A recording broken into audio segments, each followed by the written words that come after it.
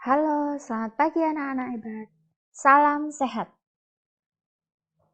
Selamat berjumpa kembali dengan Bu Novi anak-anak di pagi hari ini, hari Kamis 4 Februari 2021. Hari ini Bu Novi ingin mengajak kalian untuk mengingat kembali, memperdalam kembali tentang bangun ruang. Lebih tepatnya adalah sifat-sifat bangun ruang. Tetapi yang perlu Bu Novi sampaikan terlebih dahulu adalah bangun ruang itu banyak sekali. Nah, di kesempatan hari ini Bu Novi hanya akan membahas beberapa saja di antaranya. Nanti yang lainnya bisa kalian explore sendiri, kalian cari informasinya sendiri, baik itu melalui internet atau buku sumber belajar yang kalian miliki. Oke, mari kita mulai. Bu Novi mulai dengan pengertian bangun ruang. Secara garis besar, bangun ruang itu bisa dikatakan sebagai bangun geometri yang termasuk dalam bangun 3 dimensi. Mengapa disebut 3 dimensi? Karena bangun ruang itu memiliki panjang, lebar, dan tinggi. Sehingga di dalamnya itu ada ruang yang bisa diisi. Nah, bangun ruang itu mempunyai beberapa unsur. Unsurnya apa saja?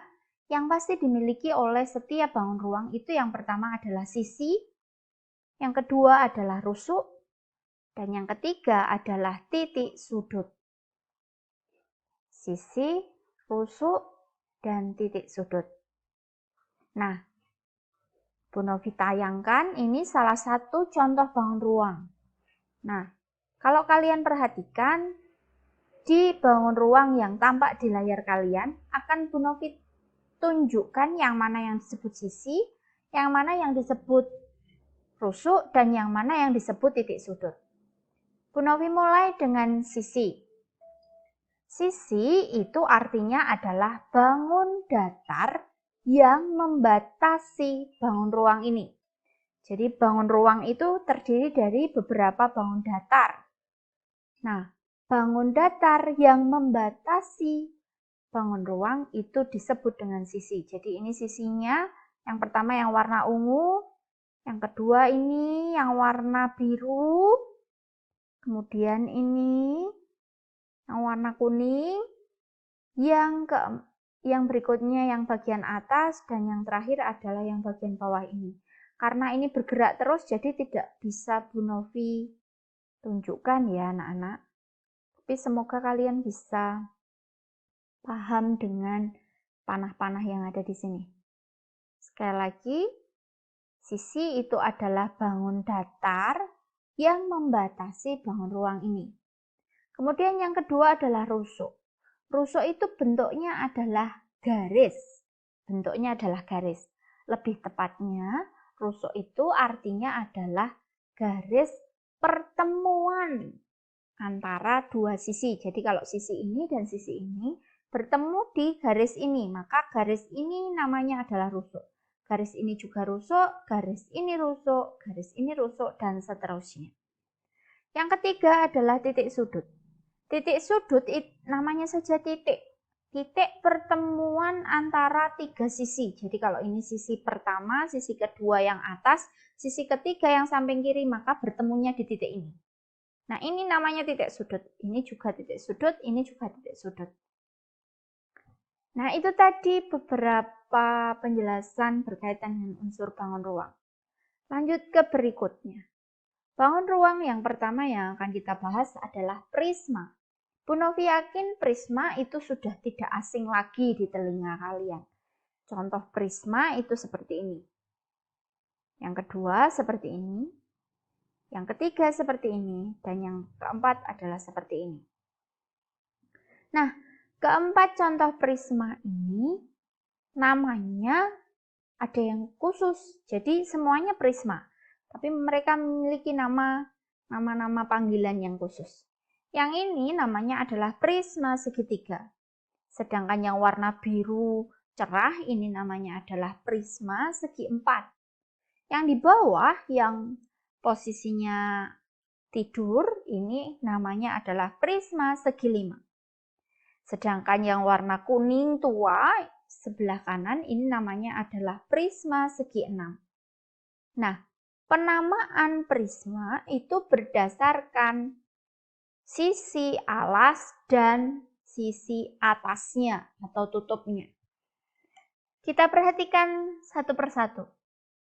Nah, di prisma segitiga, alasnya dan sisi atasnya itu berbentuk segitiga.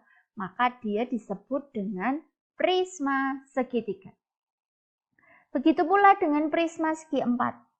Karena tutupnya atau sisi di bagian atas dengan sisi di bagian alas itu berbentuk segi 4 sama bentuknya, maka ini disebut dengan prisma segi 4.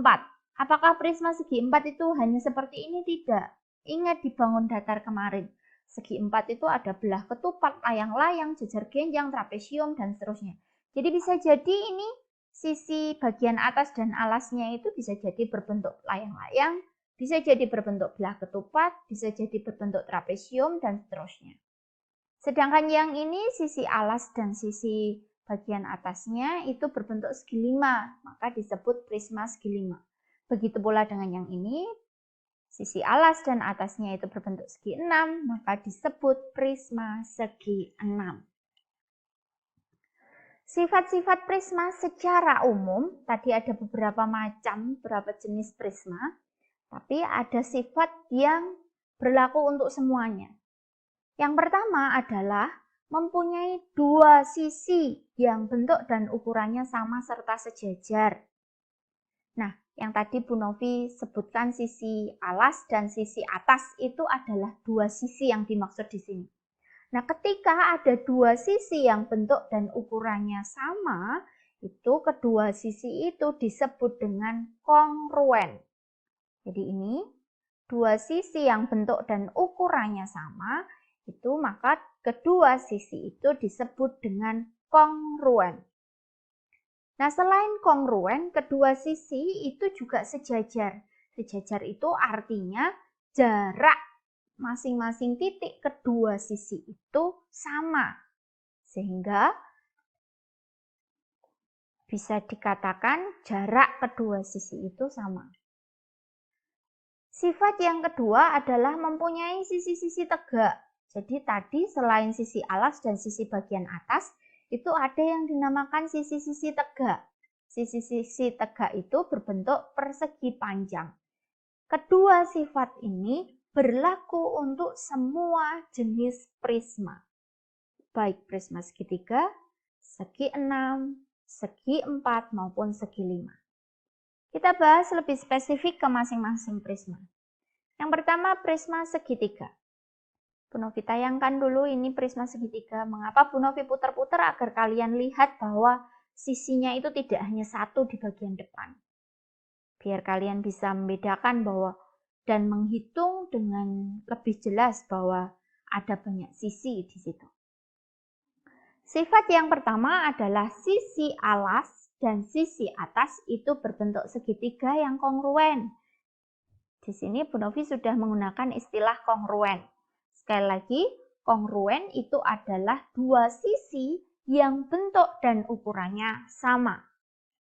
Ini sisi alas dan sisi bagian atas. Kebetulan untuk gambar ini karena segitiganya muter-muter atau prismanya muter-muter, maka kadang di atas, kadang di bawah. Sifat yang kedua adalah memiliki tiga sisi tegak. Sisi tegak itu yang ini, yang berada di sini nih. Nah, ini namanya adalah sisi tegak. Nah, yang berbentuk persegi panjang. Yang berikutnya, prisma segitiga itu mempunyai 5 sisi.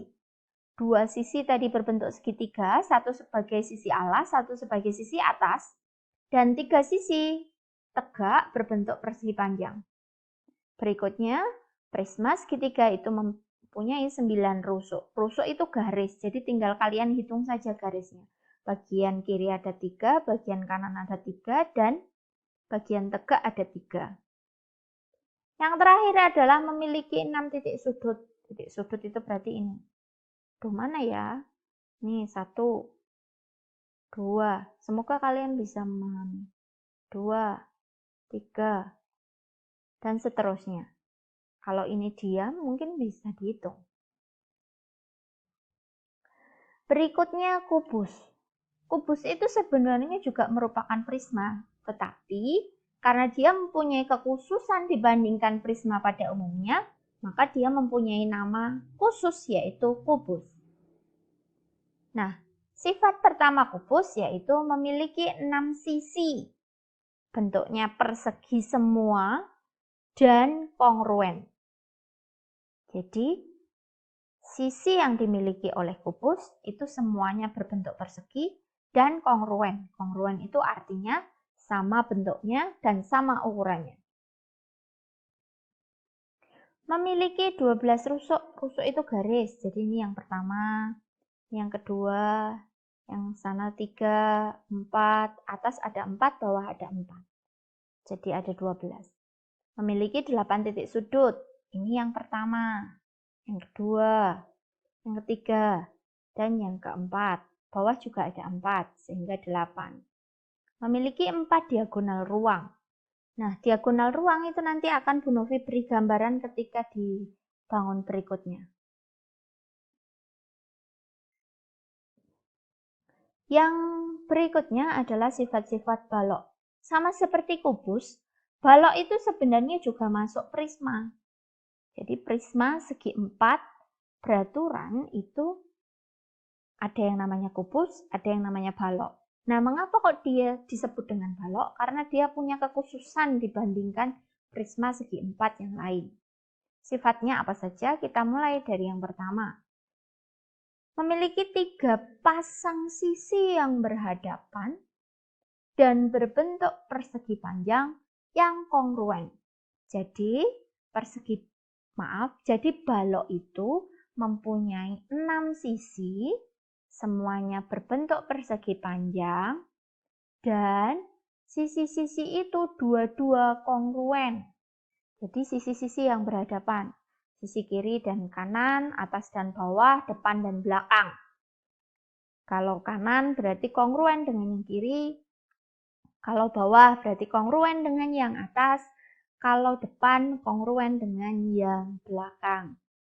Sifat yang kedua sama seperti kubus, mempunyai 12 rusuk, mempunyai 8 titik sudut, dan mempunyai 4 diagonal ruang. Nah, ini salah satu diagonal ruang miliknya kubus. Punyanya kubus. Ini punyanya balok. Kubus juga sama ya. Jadi letaknya sama, tapi ini hanya satu. Jadi yang disebut dengan diagonal ruang itu, misalnya ini rusuk, di bawah ada rusuk di hadapannya. Nah, sisi yang terbentuk dari kedua rusuk yang berhadapan ini namanya adalah diagonal ruang. Di bangun ini ada 4, baik kubus maupun balok masing-masing mempunyai 4. Berikutnya, sifat-sifat tabung. Tabung itu merupakan prisma juga. Hanya yang kalau kalian lihat perbedaannya adalah kalau tabung itu sisi alas dan tutupnya atau sisi alas dan sisi atasnya itu berbentuk lingkaran. Nah, sifat yang pertama adalah sepasang sisi berhadapan, yaitu yang merupakan sisi alas dan sisi atasnya itu berbentuk lingkaran. Dan kedua lingkaran itu kongruen, sama bentuk dan ukurannya. Memiliki 3 sisi, tadi 2 sisi berbentuk lingkaran, dan 1 sisi yang melengkung di tengah, yang menghubungkan antara sisi alas dan sisi bagian atas. Memiliki 2 rusuk yang melengkung baik di atas maupun di bawah, dan sifat yang terakhir adalah tidak mempunyai titik sudut. Nah, ini adalah sisi yang ketiga. Tadi kan sisi yang pertama lingkaran, sisi yang kedua lingkaran, sisi yang ketiga adalah bagian tengah ini. Nah, kalau dibuka menjadi seperti ini. Kalau di sini Bu Novi potong begitu, Bu Novi buka, maka menjadi begitu. Sisi yang ketiga itu namanya adalah selimut tabung. Bentuknya persegi panjang. Sifat yang ketiga yaitu mempunyai satu titik puncak. Nah, mana yang disebut dengan titik puncak? Ini. Ini adalah titik puncak.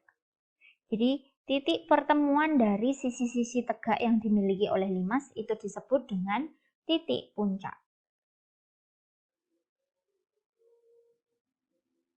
Kita bahas ke masing-masing jenis limas. Yang pertama adalah limas segitiga. Seperti tadi yang Bu Novi sampaikan, bahwa yang disebut dengan limas segitiga itu berarti limas yang alasnya berbentuk segitiga. Sifat yang pertama adalah memiliki 4 sisi. Karena sisi tegaknya juga berbentuk segitiga, maka limas segitiga itu merupakan bangun ruang yang memiliki 4 sisi berbentuk segitiga. 1 merupakan alas dan 3 merupakan sisi tegak. Memiliki 6 rusuk, sama seperti tadi, rusuk itu garis. Kemudian yang berikutnya memiliki 4 titik sudut. Ini 1 titik puncak dan 3 titik sudut yang ada di alasnya. Berikutnya adalah limas segi 4. Sifat yang pertama adalah memiliki 5 sisi.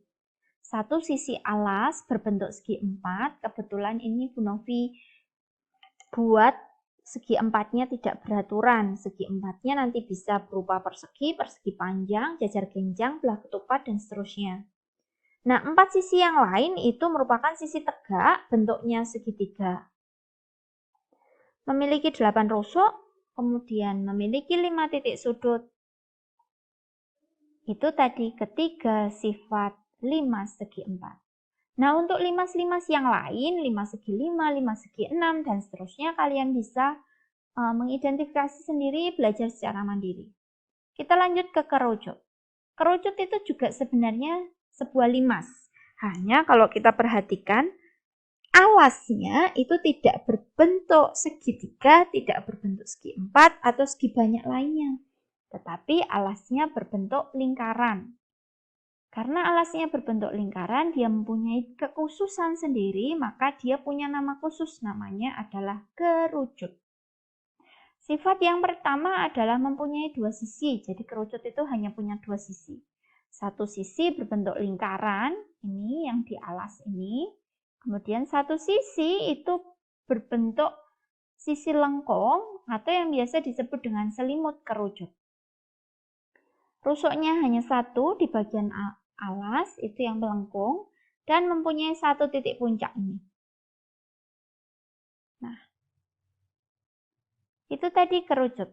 Kita lanjut ke berikutnya, yaitu bola.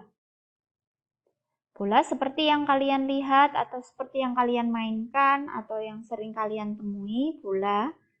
Bangun ruang bola itu ya bentuknya mirip dengan bola yang biasa kalian temui atau kalian mainkan. Nah, ini gambarnya, benda yang berbentuk bangun ruang bola. Nah, kalau Bu Novi buka hanya kerangkanya saja, maka menjadi seperti ini.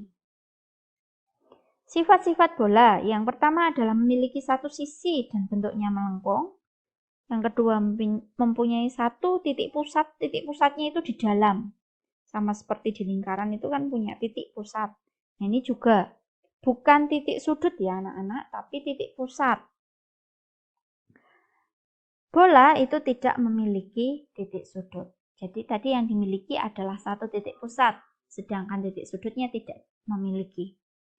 Yang terakhir adalah memiliki jari-jari. Jari-jari itu jarak dari titik pusat ke tepi lingkaran atau tepi bola. Yang banyaknya tak hingga. Tak hingga itu sampai tidak bisa terhitung. Dan semuanya sama panjang. Jari-jari yang satu dengan yang lain. Itu tadi sifat-sifat bola. Nah, hanya itu tadi anak-anak yang Bu Novi jelaskan. Untuk bangun ruang yang lain yang kalian temukan, kalian bisa mengidentifikasi sendiri sifatnya. Kalau kalian merasa kebingungan, kalian bisa tanya kepada Bu Novi. Nah, tugas kalian hari ini adalah cari dan temukan benda-benda ruang yang ada di rumahmu. Contohnya tadi Bu Novi sudah menayangkan 1, yaitu bola. Nah, Bu Novi yakin di rumah kalian yang bentuknya benda tersebut berbentuk seperti bangun ruang tertentu itu tidak hanya bola.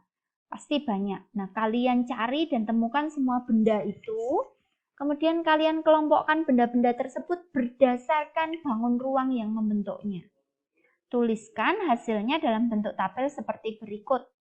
Jadi misalnya, bola ya, tadi Bu Novi sudah menemukan bola sepak. Bola sepak itu bentuknya bola. Nah, mengapa kok bagian yang paling kanan ini kosong? Bisa jadi di rumah kalian itu ada benda ruang yang terbentuk atau menyerupai bangun ruang yang lain yang sudah Bu Novi tuliskan di sini. Di sini kan Bu Novi hanya menyebutkan prisma segitiga saja. Mungkin ada prisma segi 4 yang alasnya layang-layang misalnya. Atau di sini kan Bu Novi hanya menyebutkan 5 segitiga, 5 segi 4 kerucut. Mungkin ada 5 segi 5 di rumah kalian. Atau tabung juga belum Bu Novi tulis. Jadi kalian bisa menambahkan di sebelah kanan. Apakah banyaknya harus sekian? Tidak. Jadi ini kalian boleh menambahkan lagi ke kanan. Nah, untuk banyaknya benda ke bawahnya itu juga menyesuaikan barang yang ada di rumah kalian. Ingat, meskipun ini Bu Novi bebaskan, tidak Bu Novi batasan berapa, tapi Bu Novi bisa menerka. Bisa menerka apa saja yang ada di rumah kalian. Meskipun terkaan Bu Novi itu tidak selalu benar. Tapi tidak mungkin kan di rumah itu tidak punya bangun apa-apa atau tidak punya benda apapun, kan tidak mungkin. Jadi pasti di rumah kalian itu ada beberapa benda yang bentuknya menyerupai bangun ruang. Demikian tadi tugas dan penjelasan kalian hari ini untuk materi matematika. Selamat belajar anak-anak, selamat mengerjakan tugas hari ini. Untuk matematika, kalian kumpulkan kepada Bu Novi paling lambat hari Jumat, 5 Februari 2021. Tetap jaga kesehatan anak-anak, tetap patuhi protokol kesehatan. Terima kasih dan sampai jumpa lagi.